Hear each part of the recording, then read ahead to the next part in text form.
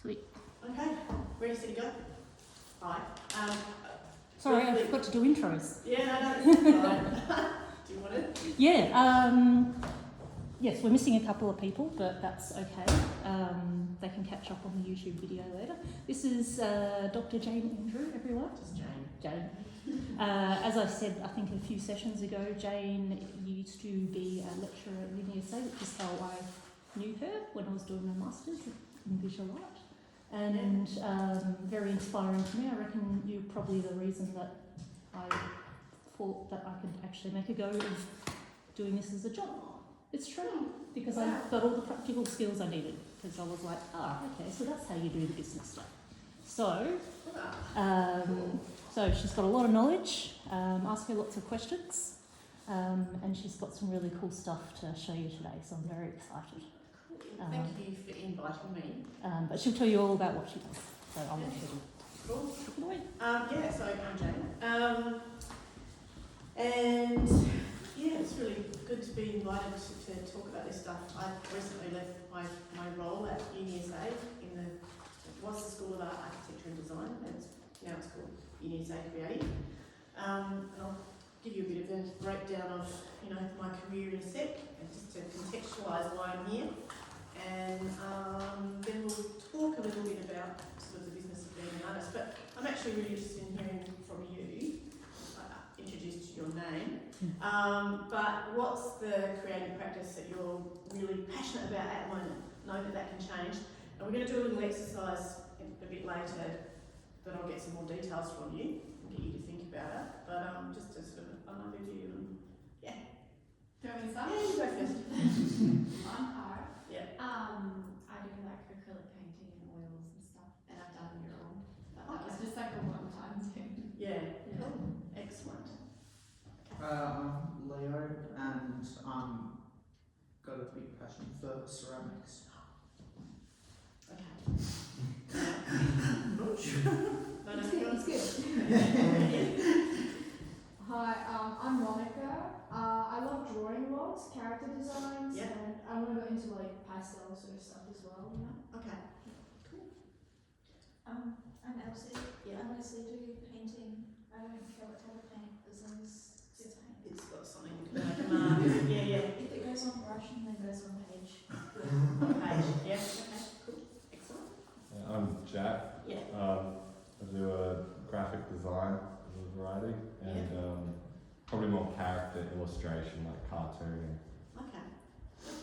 And I'm Hamish, Yeah. bit of a street artist, I call myself, bit of Yeah. graffiti, just a little bit of a Yeah. colour here and there, so I'm trying to get myself in texture, pencil, and maybe a bit of pastel as well, so Yeah. I'm going to look at some different mediums to work around as well, so thank you. And so you've heard from a couple of artists already. Yeah. Yeah. So James Jimmy Dodd did his. Yeah. He's a cool guy. He's good. Excellent. Who else did you hear from? Who else have you heard from? No, you Yeah. Angela. it was Angela, yeah. Angela. And do they talk about their practice in terms of how they get jobs and stuff, or was it mostly about the art form and the art creative practice part of it? I think Angela did a little bit about her process, and James was very Technical? technical, yeah. Yeah, because he's really into his painting machines and stuff like that. It's so cool. And yeah, the residency that he just did with kids at St. Peter's Boys, there's a little YouTube clip. So you did say about his commissioning and everything, so. Yeah. Yeah. He did a thing at my school that I went to, Yeah.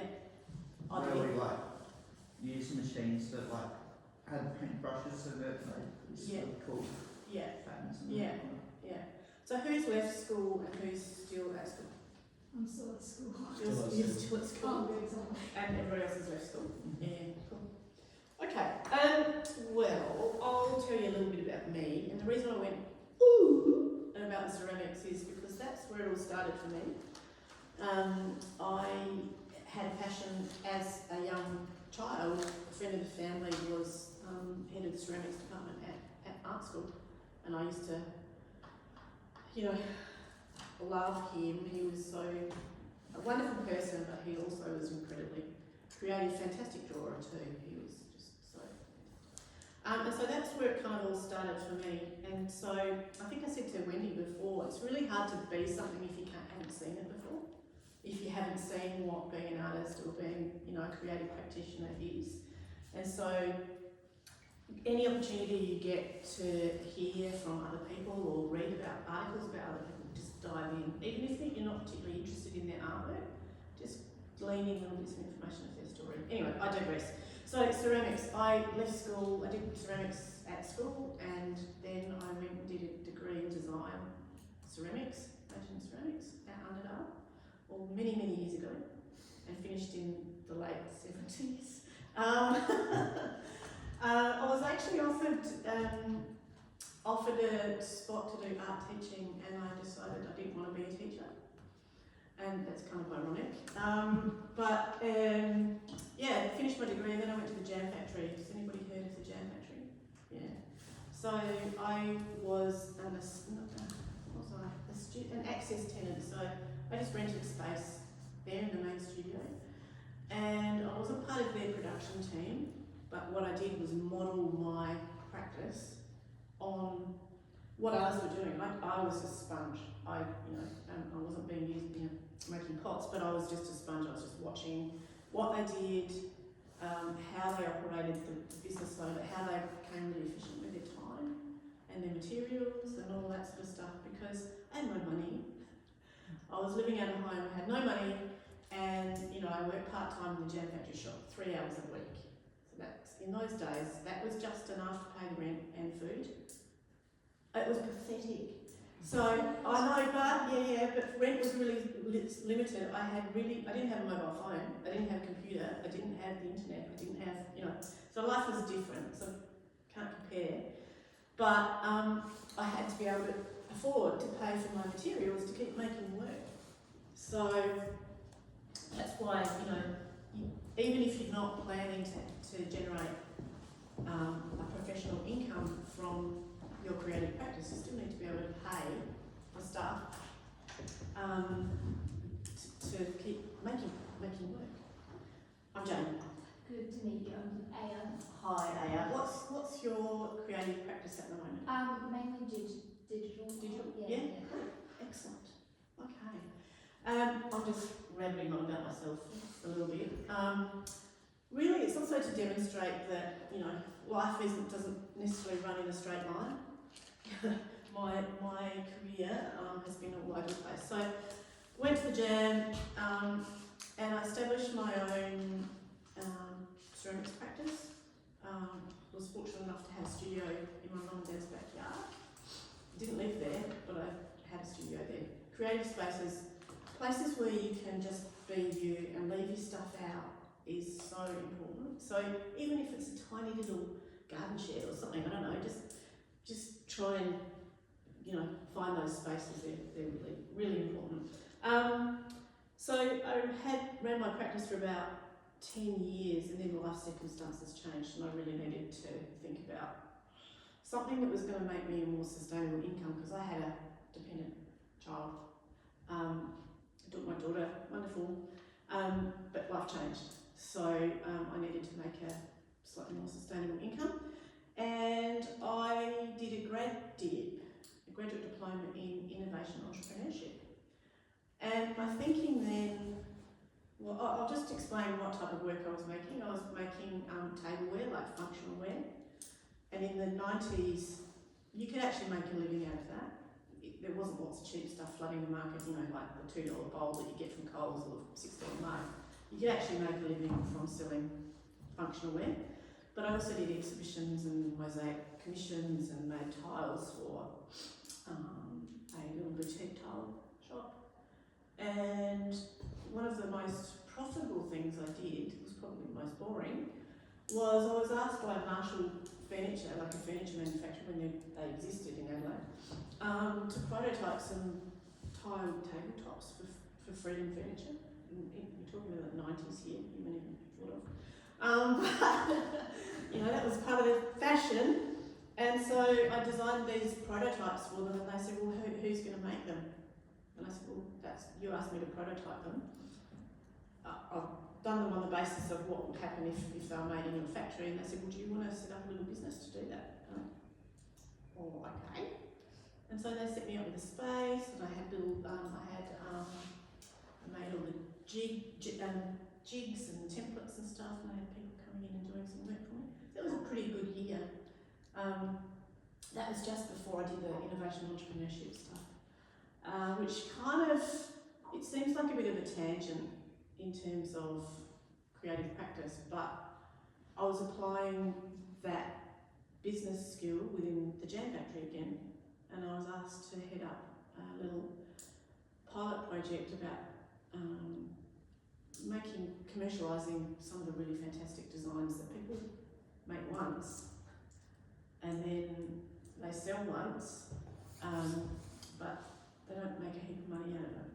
So some products can be made over and over again, and then that the designer can then get a royalty from licensing that design, which is kind of like pocket money to help them pay for the more creative stuff. So anyway, that was that. After that, I got asked to work at a place called Guildhouse, well, called Craft South. It's now called Guildhouse. Have anybody heard of Guildhouse? And don't stop talking about it, and I've told them all. There you go. Yeah. Yeah. So who would have thought, being a ceramic potter, to then be the director of what's now Guildhouse, because I transitioned from the maker to still using my creative brain, and applying a kind of more business mindset to support young creatives, or not just young creatives develop their practice, or not just develop it, but sustain their practices. All of those transitions were based on what my personal values and my motivations for just being me, about creativity, about really supporting people and believing that artists and art practice is such an important element to our society and everybody's lives without people even realising it. You know, you go home, you watch the TV, creatives have made that. You go and you use a pencil sharpener, creative designer has designed that thing, you use a pencil, you use all of these things, creatives have had an input into that. So it was, whatever I've done was based on the value of creative people in our community and our society.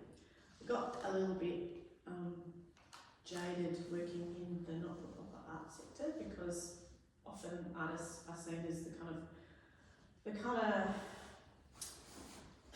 lipstick on the pig, for want of a better word, phrase, the kind of the loony fringe that makes the city look interesting during festivals and, fringe events, except they're the rock, the bedrock of what happens in the community. I got really frustrated with governments and policymakers seeing the arts as this kind of peripheral to the economy rather than absolutely central.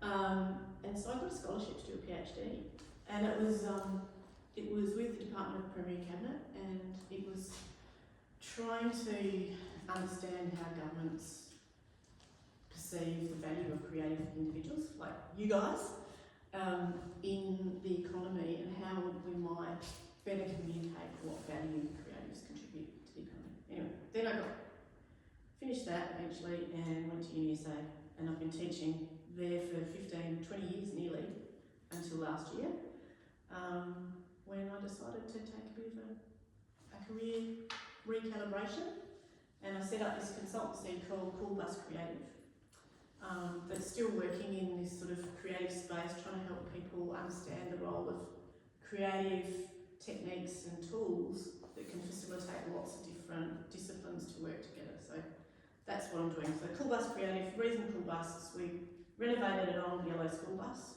and just scratched the S and the H off, and we've turned it into an RV.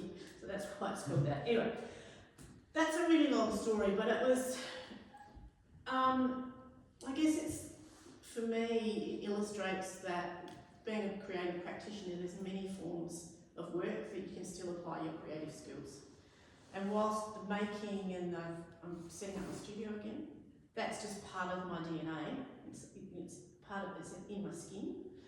but you can apply your creative skills and way you think in lots and lots of different ways. Sometimes your art practice will be the only thing you do, but other times it might be something that you do in addition to other forms of income generation or ways of living. So anyway, oops. This is supposed to be yellow at the moment, but the screen is green. I don't know why, but anyway. So what we're going to talk about today is, I talked a bit about what my motivations and values are, some of the other things around equity, respect, sort of the things that should be normal for people. Unfortunately, it's not as common as we would like it to be. And how your personal motivations and values actually affect your creative practice. Not just what you make, but how you operate your practice. I'm going to ask you, get you to think about, what does being successful look like to you? And I'm also going to get you to start to really think about what is your art. So you've described it really briefly, and you think, why do I have to do that? Well, if you're going to run a creative practice and seek support or sell your work, you need to be able to start to communicate really in compelling ways, without using the word just. I just make good. To get support for your work, to run your business, to get people to buy things. So, being able to succinctly talk about what your practice is going to be really useful in so many ways. Applying for funding, getting exhibitions, getting people to sell your work when you're at the market stall and you have to go for a pee. People need to be able to understand what it is, and you need to be able to communicate it quickly. I'm going to talk about what can an arts or creative practice look like. Sometimes we just think about quite traditional forms of, galleries or whatever, but getting you to extend your thinking about what that might be. And then a little bit about exhibiting your work and pricing your work, but that's a whole kind of huge thing, and we've only got, a bee's whisker of time today to talk about that. So, I'm not going to move on to the next slide. What I've got here is 3 sheets. What I'm going to get you to do is just look at the top sheet, and if you've got a pen or a pencil, just go through them. Some of them are a little bit abstract, some of the words or concepts, so just have your best guess, and if you think it's irrelevant, don't use it. And just go through and mark off what your motives and values are. So, things like advancement. If you're in a professional role, you might go, I want to get promoted.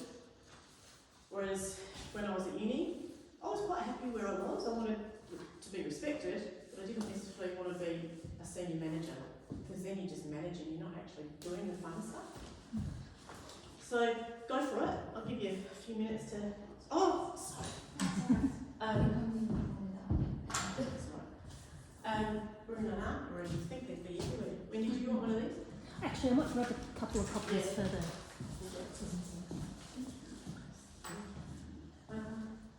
Does that make sense? Advancement, does that mean like you get a business like people or like? Not well. Normally it means kind of like promotion or. Okay. But you could say, is it getting better at something? I don't know. Think about it. You don't have to think too hard. There's no right and wrong answers in this either.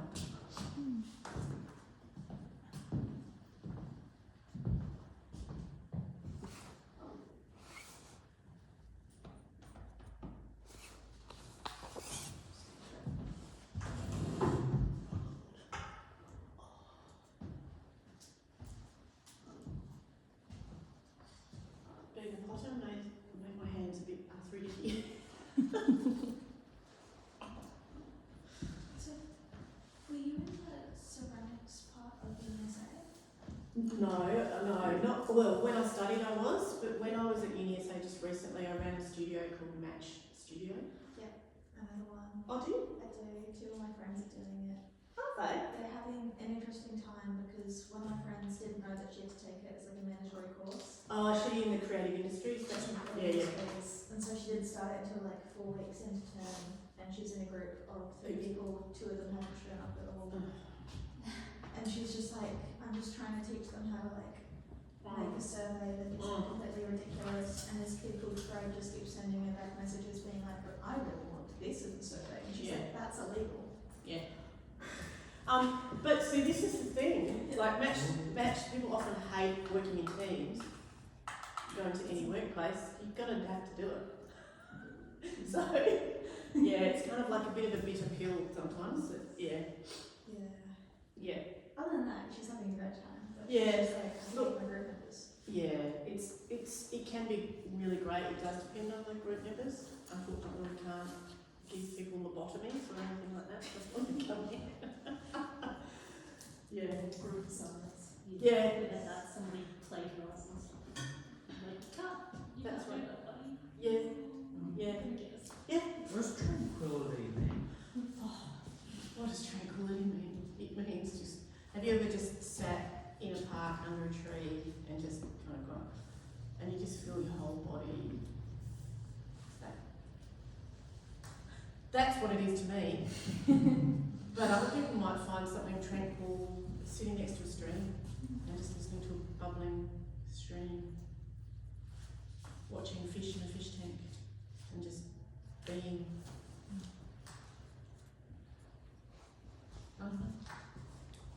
How's everybody going?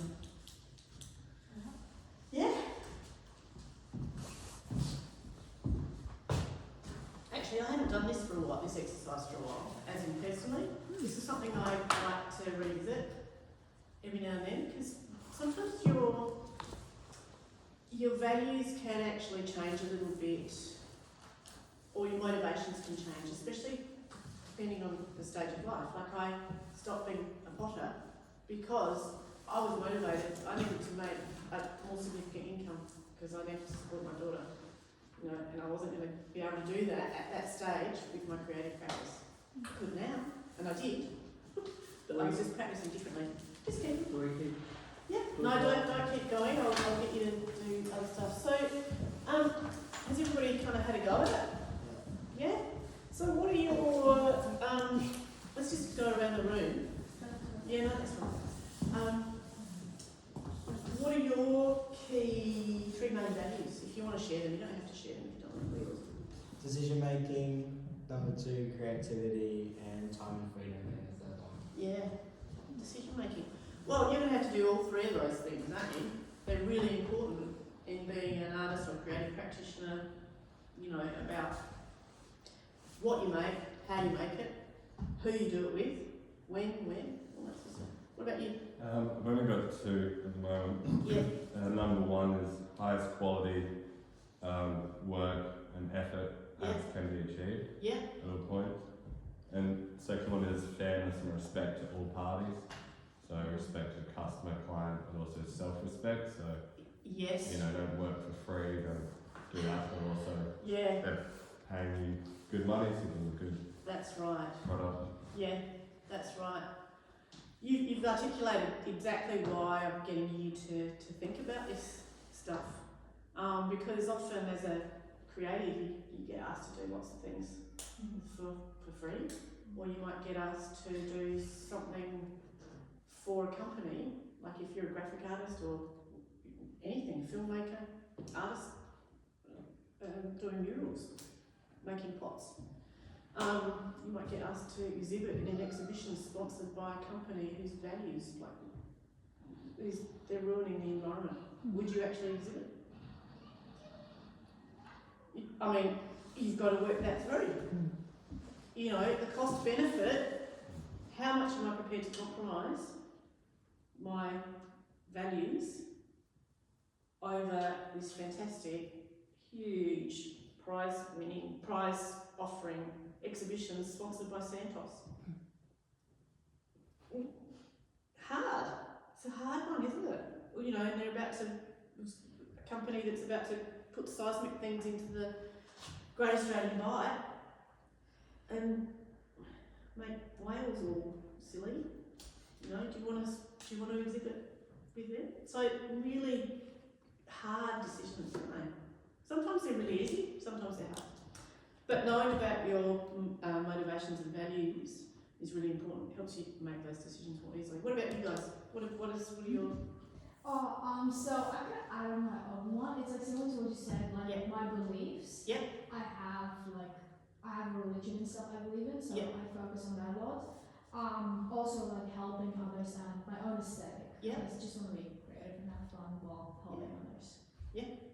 And sometimes, you know, some of those cultural or religious beliefs actually inform the type of work you make. Yeah, I love just doing that kind of stuff. Okay, so later on when we're talking about your art, think about what are those really non-negotiable underpinnings, and that's going to influence your art. Yeah, that's. Yeah. What about you? I haven't picked. You haven't picked. I haven't picked my top three. But it's sort of, because I've got four. Yeah. Like artistic creativity, home location, moral fulfillment, and helping others. Yeah. Top four. Sometimes it's hard to, you know, it's no right or wrong. This is really just to get you to think about it. I'm a homebody, so, and, you know, my family, really important. Being able to work from home is something that I love, you know, really important to me, so I hear you. What about yours? I kind of had a top 4 Yeah. as well. Yeah. Artistic creativity, time and freedom, home location, and high quality. Yeah. Yeah. Yeah.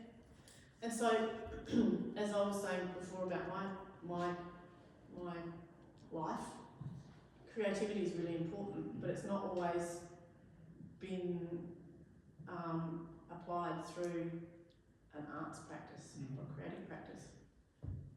Facilitating meetings where you're thinking on your feet all the time, I think that's creative. And you're trying to talk with people and get people to see ideas, create ideas. So, yeah. What would we do? Oh, sorry. Yes. You had another motivation just to... yeah. I know. What have you worked out what the top 3 are? Artistic creativity, time freedom. I feel like they're all in the all. Yeah. Important. They're all Yeah. quite important. So it's like tranquility and travel and helping others. Yeah. So some, you know, travel is an interesting example of, okay, what can I create when I'm travelling? You know, some people work is really mobile, it's really simple. Other people, I couldn't make, well, maybe I could. I don't know. Or you travel to destinations where you can do those things, if you can afford to. So, yeah. So those sorts of things you kind of keep in the back of your mind. And as I was saying before, sometimes these things they're highly contextual. So you know sometimes they'll be really really important because you're in a certain situation. Other times they won't. Yeah, what about you? I've got helping others, routine, and change and variety. Yeah. Okay. That can mean the types of clients that you work with or for, or the types of projects that you take on. It might be with not-for-profit agencies. It could be on a particular topic. You know, it could be something around mental health or graphic design or digital art, just focused on mental health or whatever. You know, really important. So thank you for sharing those with me.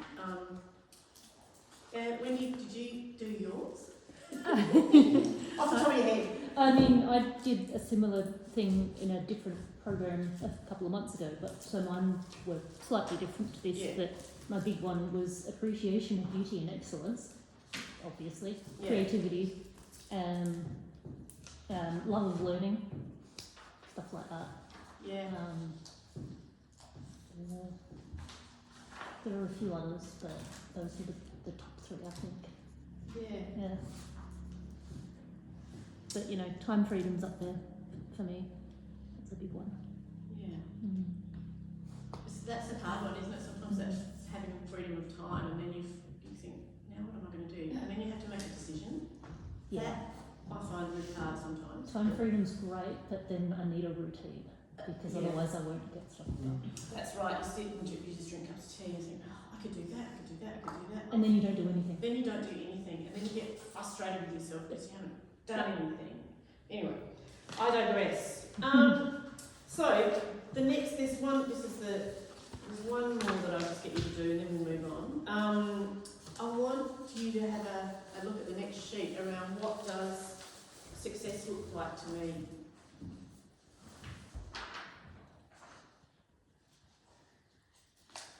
So have a go. Just tick, tick as many boxes as, like, you could travel, you could tick all of those. But, when I was leaving school, getting a teaching job was not what I thought would be a successful thing to do. And irony, so I became a teacher.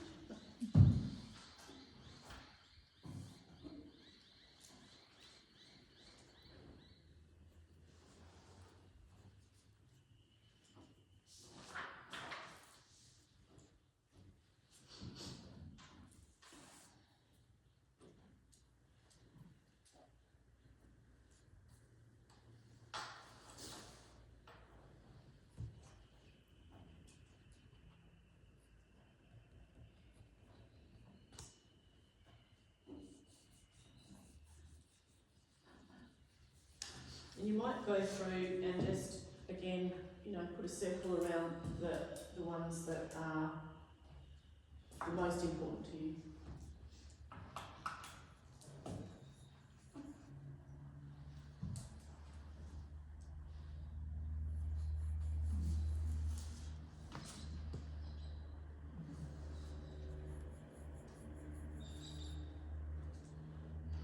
Now, none of you are really thinking about retirement.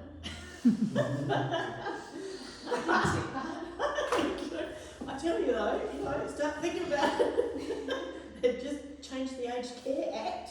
Oh, have they? Ooh. Yeah, it's going to be more expensive to get aged care. Yeah, Awesome. harder and more expensive. So, yes. I don't intend to get old. Or that old anyway. I'm still very immature. Yeah. How'd you go? There's a few there. Okay, what are your few? All the others are Do you still. want to do the ones in the circle? Yeah. Balancing my art with my other interests, Yep. making sure I challenge myself every time, having fun, enjoying what I do, and earning a living from my art. Cool. Excellent. So that's actually going to inform how you structure the business of making art. It's really, and that's what you're doing this for. Yeah. So it's really gonna, so that's great. So you probably haven't learned a huge amount by that exercise, but you've written it down. Nice. This is, who kind of, this happens to me a lot less than it used to, but I imagine my brain sometimes as this messed up ball of wool, and it's just completely tangled. And until you put something down on paper, it just stays in there, and I ruminate, and I think I've solved it, but I haven't. I just keep going and over and over, and it just gets more and more tangled, and I get more and more anxious.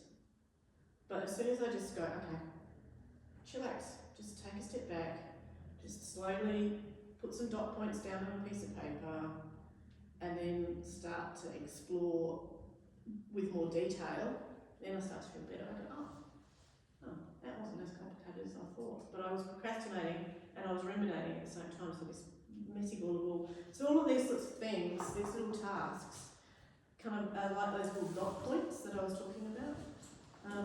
It just kind of helps you go, right, I'm articulated, and it's on paper. So I don't actually have to really think about that too much more, because I know I've done something about it.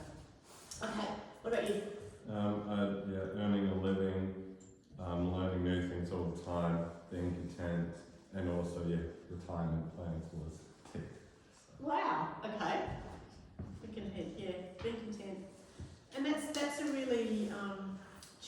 one for a lot of creative professionals.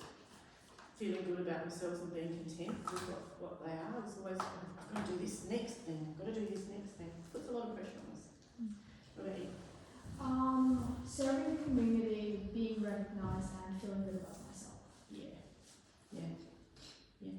Self-care, really important. What about you? Yeah. Making a living from my art, balancing my art with my other interests. Yeah. Having control of my career and having ample time for my art. Great. Excellent. But then I did tick a lot of Of course you do. Of course you. I mean, it's them. like I I'm no brainers. Some of them aren't they? I teach way over half. Yeah. So, Of course you want to win an award. Of course you want to. like, even just trying to pick, 5 of them is hard. Yeah. Just trying to pick 5. I'm like, which ones do I pick? But that's Because so many of them are like things that I believe in. Yeah. Yeah. You know that slide that I had, the image of all the directions? Yeah. Which one do you pick? And it doesn't mean that you can't go down one direction and go, oh, Yeah. well, clearly I went down in one direction and went, oh, something over there that looks really interesting. I'm not forgetting what I've got over here, but I'm interested in that. I'm going to try that. And it doesn't mean you fail if you decide it's not for you, but wouldn't life be boring if you just put one straight and narrow thing, like, well, it would be for me anyway. What about you? Earning a living from my art, having control of my career and being remembered. Yeah, you do want to be remembered. Hey, look, I don't know about Wendy, her work gets seen a lot, you know, and people know who's doing it and growing a reputation. I still get chuffed when people send me Instagram links or photographs of pops that I made in the 80s and they've still got them. They've still got them and they're still using them. It was a little bit insulting. It wasn't insulting, but it's kind of funny that somebody sent me one the other day saying, I was at a friend's house and it was this casserole. It was clearly old, of its time. And she said, yeah, she got it in an op shop. And I was like, but somebody's appreciating it. And she said, oh, she got it in an op shop. Oh, okay, well, at least it's still being used. And my ex-mother-in-law used to put my pots in the china cabinet. I was like, don't use them. So it's something about being remembered, isn't it? Yeah, it doesn't matter if it's, it doesn't have to be after you've died. What about you? Being excited about my work, meeting other artists, and having control of my career. Yeah, okay. Right, lucky last. I've got a lot. Enjoying myself, enjoying nature, being content, adding something to the history of art, which was a bit insane, and then being excited about my work and earning a living from it. Yeah. I don't think that's insane. It feels insane. No. It feels insane. Just by being here, you're adding something to the history of the world. It may or may not be recognised publicly, but you're adding something to the history of art. Every practice, every person that discovers a new way of doing things, whether that's, completely new or not, you're still adding something. I think so, anyway. Yeah. Cool. Now, none of you mentioned making a living from your art, which is a fantastic aspiration. It doesn't happen overnight, as we know. So that's why these business plans and that you're going to be working on are really, really important to kind of, it's not to burst a bubble, but just to say, let's be realistic about this. And often that you'll need to have multiple sources of income while your practice is growing. Or you might actually go, this is how I want my practice. I want my practice to stay small. Because, some people, when all you're doing is making work to sell, it's not fun anymore. Because the pressure is there to make the living from it. So, having an opportunity to think these things through is and you keep thinking them through all through your career. So let's have a think about what your, and I've done a naughty thing. I have not attributed the images. Really naughty. I did this in a bit of a hurry. Normally I would put everybody's name against the images, which you should do. What might your creative practice look like? Like just have a stab at it, and you're starting to think it through with your work that you're doing within this program. There's no right or wrong answer. So what do you think your creative practice might look like? In 5 years' time, think about what your future, what it might look, what you might be doing.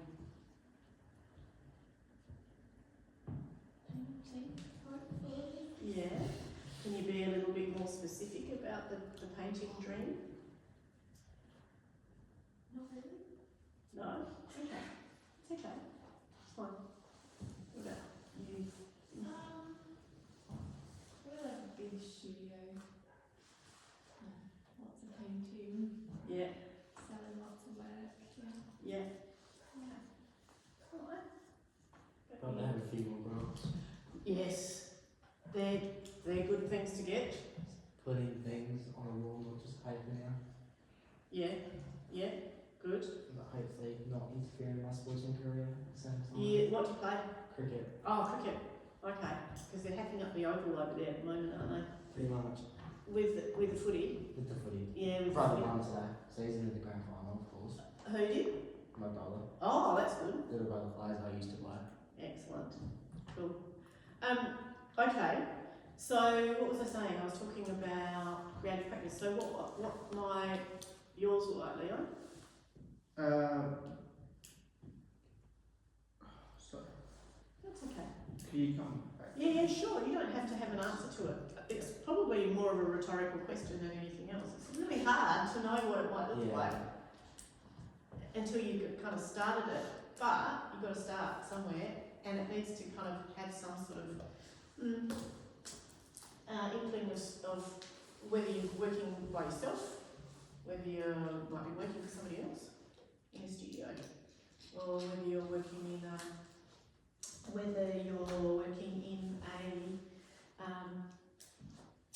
cooperative or something. The other thing is your practice going to be a hobby or a business? There's nothing wrong with it starting out as something that's recreational as a hobby that evolves into something that is more business. As soon as you start selling your work, it's starting to turn into a business. So, having a think about some of the implications of selling your work is really important. And I'm not going to go into all that today because it's another whole session. Is it a hobby or a business? So, it's just a few thoughts. I'm running out of time. So there's a difference between, in tax terms as well, but also in how you operate things. A business has the expectation of profit. Remember how I said about you need to somehow invest in or afford to be able to buy new materials? How are you going to do that? You either use some of the money that you're making elsewhere to put into your practice, or you sell some work at a profit,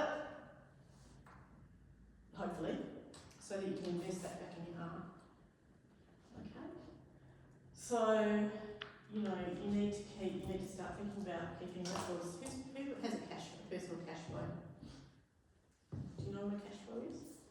Like, I've got money coming in, whether that's from an allowance, whether that's from work, whether that's from a JobKeeper, whether that's from, and then you've got expenses. Okay? So a cash flow actually helps you map out, it's a chart that helps you map out when money might come in and what's going out. So we know things like electricity bill, and we know things like rent, and we know things like petrol, and all that sort of stuff. So, keeping business records is really important.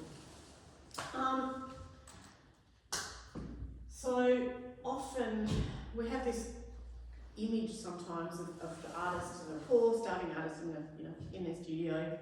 But more and more people are really starting to think, oh, this is actually a business. I need to be business-like. I need to be savvy about it. I need to think about operating it in a really thoughtful way, organised way. So more and more artists are doing that. There's nothing wrong though with keeping your art practice as a hobby. Okay. And sometimes it transitions. Look at all the people that sell stuff on Etsy, for example. Some of them start out as hobbies and then they get orders and they go, ooh, this is really cool. Yeah, and then it grows into a business. But as soon as that starts to happen, you need to keep on top of it. Okay, so when I asked you what your creative practice might look like, here's some hints. You might work as an employee. So somebody working in graphic design or illustration, special effects. They might work for Rising Sun Pictures. Or, they might go to work into a studio. Wouldn't that be great if that's what you're hoping for? You could be self-employed, which I am now. And there's pros and cons to that. Or you could be a combination of the two. Which is quite common, isn't it? You were self-employed, you were working, you had a couple of jobs. Yes, that I don't recommend. Yeah. Yeah. And sometimes you actually have to stop your creative practice just because you just do.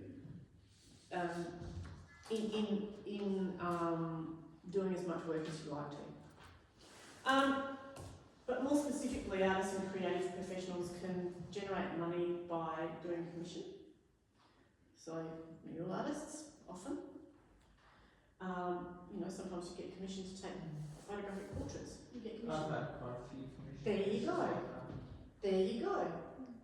Who's sold their work so far? Okay. Cool. Does it feel good? Yeah. Yeah. It feels really good. As a contractor, so when I was a potter, I was actually contracted, I was doing some contract throwing, like making base pots for people, and she decorated them, and I got a per piece work, basically. It was pretty crappy money, but it was money, Making outright sales, so, sometimes people, this usually happens to people when they're more established, they loan their work out to, there's a place called, I've forgotten now, Art Bank in New South Wales, and they have a stock of work, usually by fairly well established artists or well recognised artists, some emerging artists, and they rent them out to big corporate offices. So you get your work seen in all sorts of places, and they change over. You might get copyright fees, depending on the type of work. Like musicians, they get not much through Spotify, but they get a small payment for their work being played. And occasionally you might get a grant or a residency, which Wendy's done too. Grants are great because they give you an opportunity to explore a new body of work with people who you might not have worked with before. So, are there any things that you've not heard of before in that list? No real surprises there? Okay. So thinking about some of the successful artists or creatives that you know, or have read about, what do you think the attributes are? You know what I mean by attributes? Okay, personal qualities, skills, attributes. What do you think they are? What are some of the qualities that you think that they need to be successful? Perseverance. Patient. Sorry? Patient. Absolutely. Yeah, patience. Yeah. Ambition. Anything else? I'd say like business minded in a way, boys' welding. Yeah. Either they are themselves or somebody that works with them, they've got somebody working for them. Yeah. You know, people, have you heard of the artist Ken Done? Ken Done? Does all the kind of really brightly coloured stuff of Sydney Harbour and the fireworks and, you know, all sorts of stuff. Anyway. He became really famous and really wealthy by doing that type of work. It's not his kind of favourite part of his practice, but he did that. He made really good living. Now he can afford to do the stuff that he's really passionate about. He was really business savvy. He got a lot of flack for it, he got criticised for it because he was sort of seen as a commercial sellout, but he's now got a really comfortable life in doing the work that he's passionate about. So, you know, there's pros and cons. You know, some of these people had really good agents. David Hockney had a great agent. Some of these historical things, but they're passionate. They're just persistent, all those things. Okay, so long-term, setting goals. Now, by you being here is fantastic because that's going to help you set some goals. Some of them are going to be short-term goals, others are going to be long-term goals, so you do need to be persistent. You also need to recognise opportunities. So you've recognised this one, but you've got to keep scanning the horizon, scanning the local papers, scanning, you know, joining Instagram groups, and joining local community groups or other arts groups like Guildhouse. If you're a student, you can join them. Is it free? I think there's a student fee. Yeah, Yeah. I'm out of It's the not loop. much. Yeah, but those sorts of things are really good because you get to hear what's happening and you're learning for other people. You need to be assertive. It doesn't mean aggressive, it means just sticking up for yourself and not doing that thing that someone has said, oh, you do this, it'll be really good on your CV. Do it for exposure. Do it for exposure. Now, you can choose to do some of those, providing you're going to get something out of it. Okay, but you need to be assertive enough to say, no, I'm not going to do that. You can, this is how much it would cost. Would you like me to pay you that money now? Or anyway, okay. You also need to be optimistic. Sometimes it's really easy just to get really deflated. But you know, in 4 days' time, a week time, you'll start feeling better. Get on with it then. Okay. So, who's had an exhibition? Where was your show? I've had a couple. Yeah? One of them was at the Cedars. Cool. Yeah? Excellent. It was a while ago, but it was very fun. Very fun. Would you do it again? Absolutely. Did you have to plan it? Or did you, like, were you part of the organising committee or were you It was, invited to exhibit? I was invited to exhibit by the curator. I was about 15, it was August of 2020. So it was, and Yeah. also I had literally not a single clue what I was doing. Like I had no idea what went into an exhibition. So it was so cool. But we like photocopied pages of my sketchbooks and stuck them all over in the Horizon studio and like, it's great. Yeah. Excellent. Did you work with Alan? Yes, I love him. he's a legend. He's such an awesome man. Yeah, cool. What about, who else? You coming? One that's on at the moment in Applestowe, which Wendy went to this morning. Fantastic. Fantastic. What did you learn? What have you learned so far about exhibiting your work? I mean, because I helped set it up yesterday. Yeah. So just Yeah. along those lines. Yeah. Sorry, there's birds fighting out there. Yeah. So what did you learn? Sorry. Just like, yeah, what goes into setting it up. Yeah. Talking to Georgia. Curator. Yeah. Yeah. Yeah. Yeah. A lot of time. Yeah. Yes. A lot longer than you think. Yeah. Who else? Leo, have you exhibited your work? No? Only once, but it was for like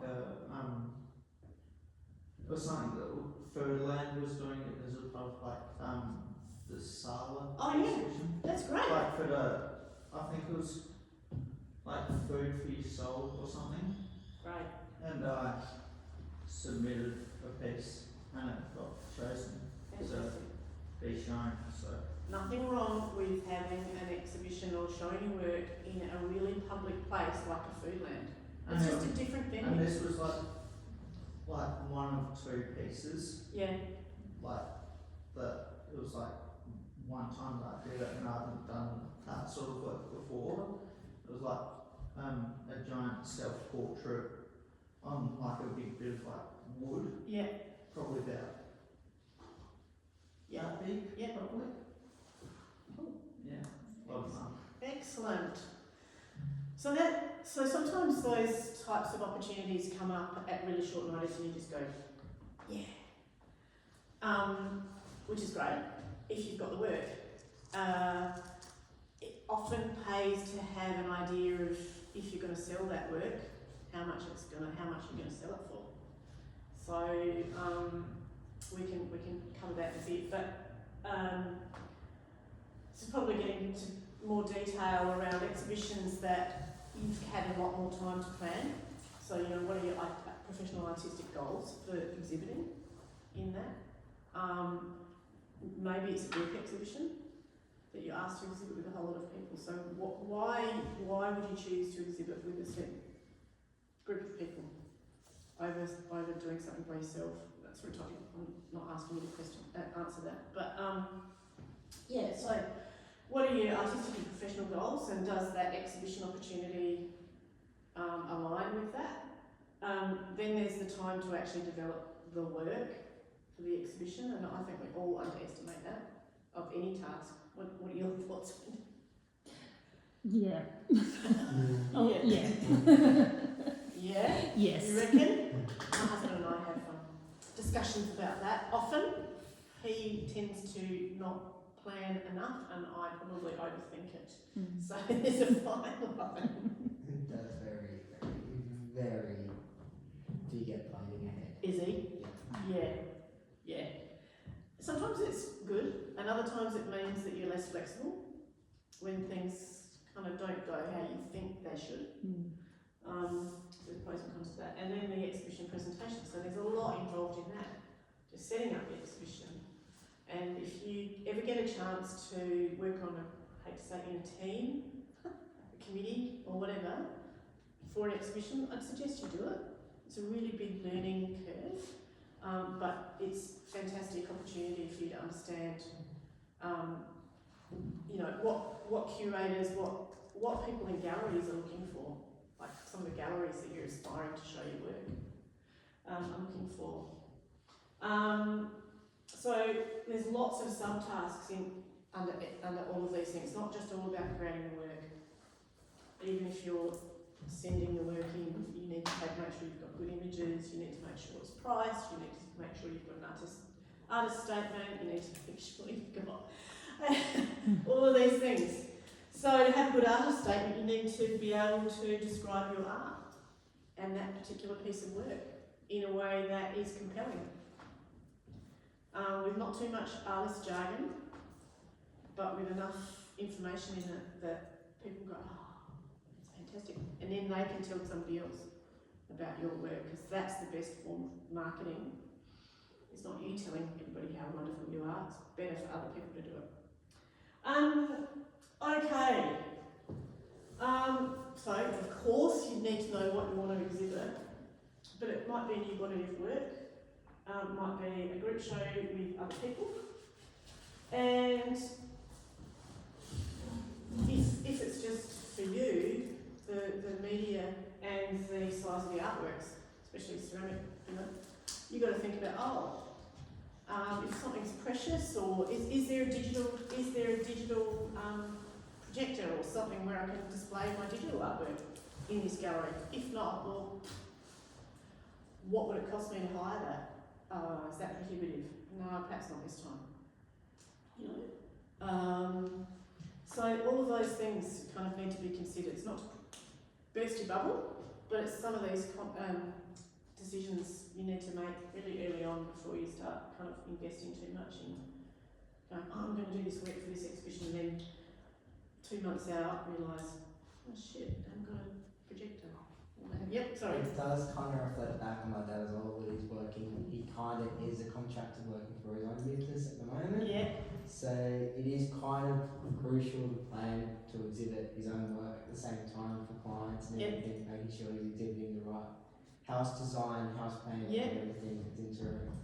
So Yep. it's very important Yep. for his own business as Yep. well to thrive. yeah. Work backwards from what you're hoping to achieve at the end. Like, if that's the date, what's in that gallery, what do they do? Have that conversation first before you start creating the work for that particular space. So, yeah. It's important to be able to talk and write clearly about your work or exhibition. It's one of the hardest things. One of the hardest things, isn't it? It's not just about self-promotion. It's. I reckon I always found it easier to sell other people's work than it was my own. I felt great. I just felt grateful that somebody was buying it. Yeah. With that, like selling other people's art, I find with my artworks, Yeah. I get connected to them, and then when someone does buy it, it's just like Oh. sometimes I'm thinking like, oh, do I really have to sell it? Like, Yeah. because you just get so connected to You them, do. especially like because they take like you put a lot of your own time Yeah. and all that into it. Your heart and soul into Yeah. it. Yeah, yeah. And you think, Sometimes it's hard to. I'll never make that again. Yeah. What honestly, that's why maybe having two sides of your practice. One that's the kind of the bread and butter. That's what I was doing with my production stuff.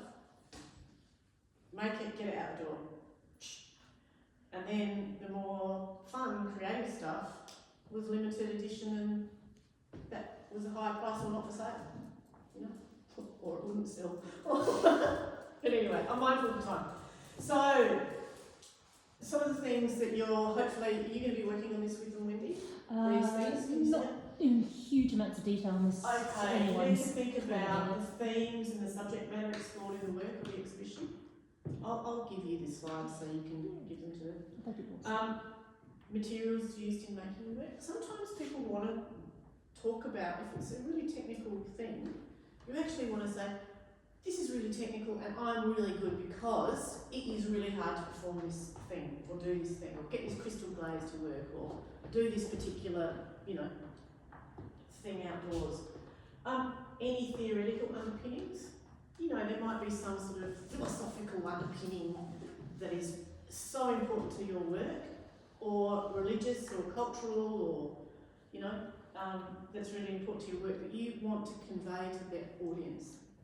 That might not be obvious to everybody. You need to actually also do the practical stuff of, if you're exhibiting work, you need to be able to communicate with the gallery person, whether it's a gallery or a shop, how the work needs to be displayed and how it needs to be handled. And you also, the status of the work is a complete or in progress. Some work, bodies of work are a work in progress. Can we put James Dodd as a good perspective for that? James Dodd at the same. Yeah. Can you put James Dodd in that position right now? Where? Complete work in progress. Yeah. Yeah. I'm a work in progress. We're all a work in progress. I don't know what I want to be when I grow up. Neither do I. I haven't got there yet. Asking yourself why you want to exhibit the work is important as well. Do you want to make sales from it? If you're going into a group show that aren't going to have a credit card thing or any opportunity to sell, and you really need to sell your work, then don't exhibit there, unless there's some other way of it being a promotion or something. Is it to raise your profile? Anyway, so for those of you who priced your work, how did you do it? I made everything $20 and just called it a day. Right. First one, and super good, and I would definitely recommend it. from then on, I've been doing it based on the number of hours I spend on a piece times minimum wage, going, wow, that's a lot of money, and then just like decreasing it by To like, $20. yeah, pretty much to $20. And then being like, damn, this isn't a sustainable practice. Yeah. And then doing the same thing the next time. Yeah, it's hard. When we did the finance one, people got really so mindful of time. People got really depressed because you're advised to do that, to work out what do I need to live on, how much money do I need, and therefore my hourly rate needs to be this.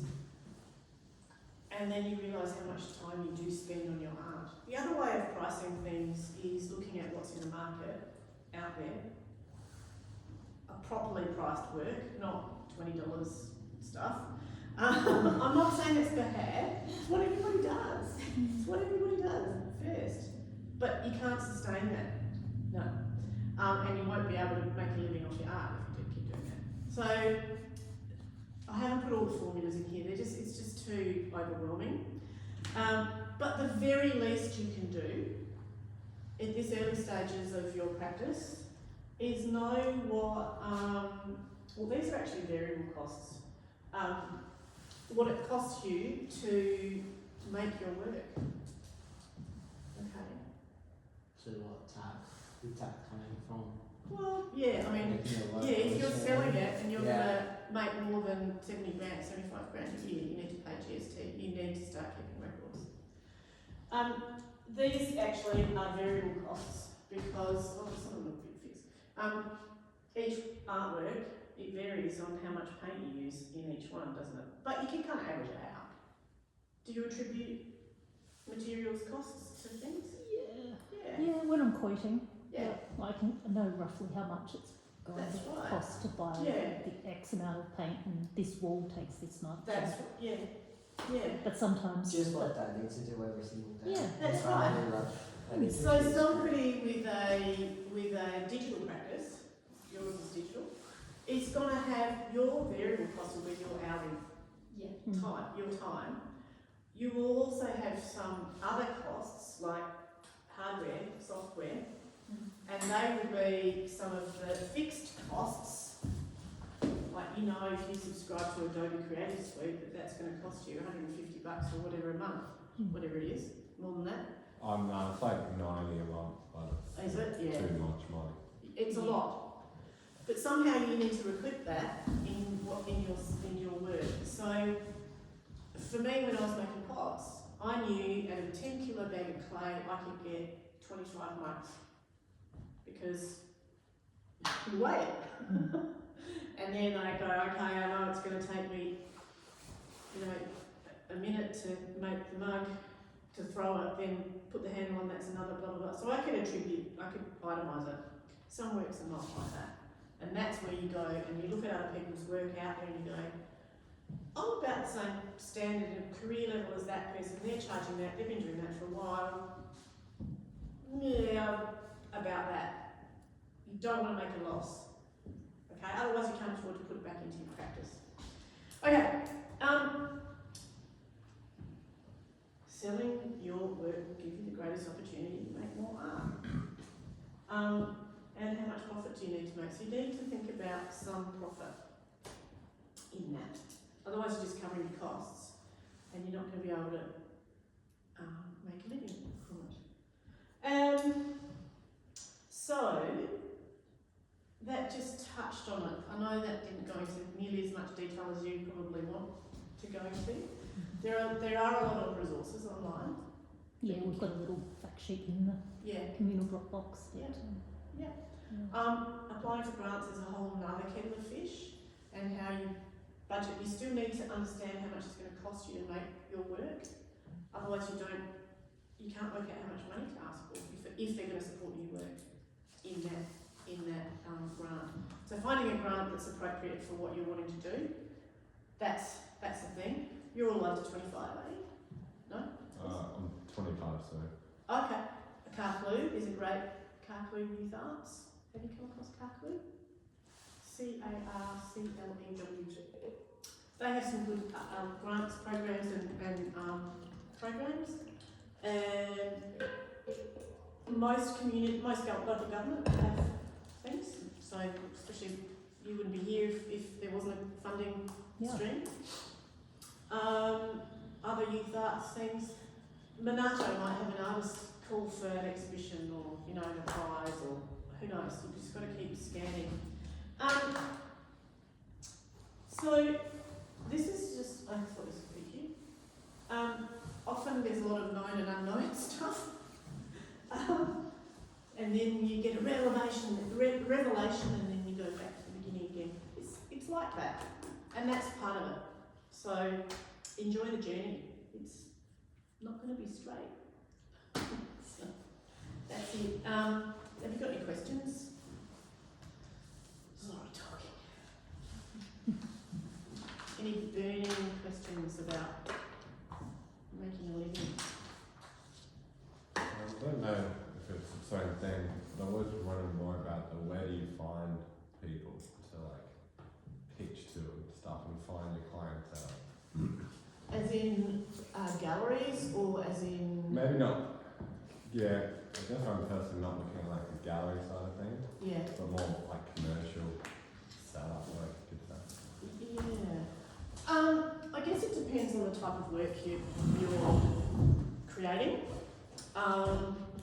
What's the focus? What's the kind of themes? I think this is the other thing we didn't do, but if you look at that, what's my art? What are the themes, and what are the kind of, is there a niche that your work might fit into? Yeah, so more of the cartoon stuff. Mm-hmm. There's also a matter of, because I do some stuff that's more fun for me, but not always, I don't know how to say, like as family friendly. Yeah. Versus my professional Yep. side of things, which I keep pretty clean. Yeah. Is it good to have them separate? Yes. And then that stuff, it's like, where do I, Yeah. you want the people to come to you, obviously. Yeah. So, I mean, having a portfolio is really, really important. Yeah. A professional looking portfolio of your work. And I guess one of the things that I do, and it doesn't matter whether it's my art practice or whether it's any other thing that I'm researching, is I look where other people who are producing similar type of work, are selling their work, or who they're doing it for. So, I mean, it really depends. I mean, you could be approaching magazines, you could be approaching illustration companies, you could be approaching Rising Sun Pictures, you could be, working anywhere really. Getting a good portfolio together, and doing some research around who are the artists or people that you really admire, where is their work, where are they showing or getting their work seen. Once you put it up into the intertubes, interwebs, it's out there. So there's pros and cons to that, I think. Wendy, you had some thoughts around that? Yeah, no, it's generally a good thing. I was going to say, Jack, you might, because your work's sort of leading towards the illustration type game. Yeah, definitely. I picked up quite a few jobs just from having my portfolio on Illustrators Australia. Yeah. Okay. Join groups. Yeah, like that's got an annual fee attached to it, but it's made me that again. I'm always talking about join this club, join that, but and they've all got fees, but they make the money back through the things that they get for you. Right.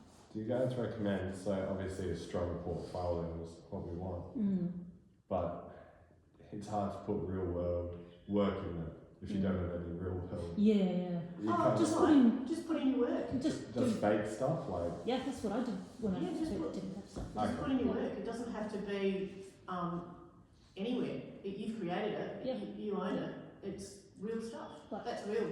That's not fake. I just select my best stuff and put it in there and Yeah, right. slap a So- title on it. And So when we talk about 'cause it shows portfolios the skill. in creative practice, it's actually representing your work. It's not saying I have done a job or it's been bought. It's actually just saying, here, this is my stuff. And and it's in my portfolio. It's a collection of stuff Because it's rather than a job portfolio. Yeah, okay. It's yeah. not. It's different to that. Different, Yeah. Because you still made that work, and it's sort of Yeah. saying, you know, This is this is me. what I'm capable of. That makes Yeah. a lot of sense. Yeah, Yeah. design school though is like you want real world work, you know, Yeah. shows off. But I guess then that's separate thing. Like, Hey, look. Go to some of the local cafes that have got chalkboards, menu boards, and stuff like that. As long as it's not too crude. Yeah. Do some stuff like that. LinkedIn groups, Insta groups, all of those sorts of things. Yeah. You just have to kind of sometimes take your portfolio around to places as well. like just cold calls would be good. Sometimes you have to, but sometimes you can find somebody who will introduce you. Knowing the right people is really useful. Yeah. So knowing the right. Knowing the, it is really a That's why it's networking also- which is hard for introverts. Yeah, it's why it's really hard. I am an introvert, believe it or not. But So, yeah. But that's why joining groups like Guildhouse and those associations are really important, because they are a network of people who get it. There is an Adelaide Illustrators group as well, but Yeah. it's not as active. Illustrators Australia is Yeah. much more. And it's like a website. So Yeah, you could just jump on it right now, and they give you a folio page where it's Yeah. displays like 10 works, and yeah. I've gotten a couple of jobs Um, out of it. Good one. So, I was going to say, and Adelaide Creatives, is it? Freelance creative and stuff. That Yeah, Facebook group. yeah. That's useful for advice and stuff, but Mm. like, I've asked questions in there when someone's, you know, Is that the one? no, that's not it. What is this? That's the one. Yeah, so just post questions to those Yeah. groups. They're usually pretty friendly to use. I've found, so Yeah, yeah. useful for asking questions around, you know, advice Yeah. and things. Awesome. Yeah. Perfect. Thank you. Any other questions? Well, Yeah. I was going to add, surprisingly Reddit is pretty good for Yes. that. So I've got a few commission subreddits and I've got a few commissions through there. Fantastic. That's great.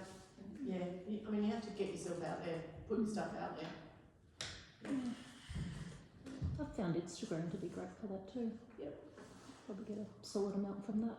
Well, because friends of friends are often your best advocates. Yeah. Yeah. Any other questions? I'm happy to, like, if other people have got other questions, and Wendy, you want to send me an email? Yeah, absolutely. Yeah. Does anyone else? allowed to get a degree? Can I drop out, please? What are you studying? Bachelor of Design, Illustration and Animation with a diploma in game art. Oh, so you're doing it in UniSA. with David Blakelock and Yes. Ari? Yeah.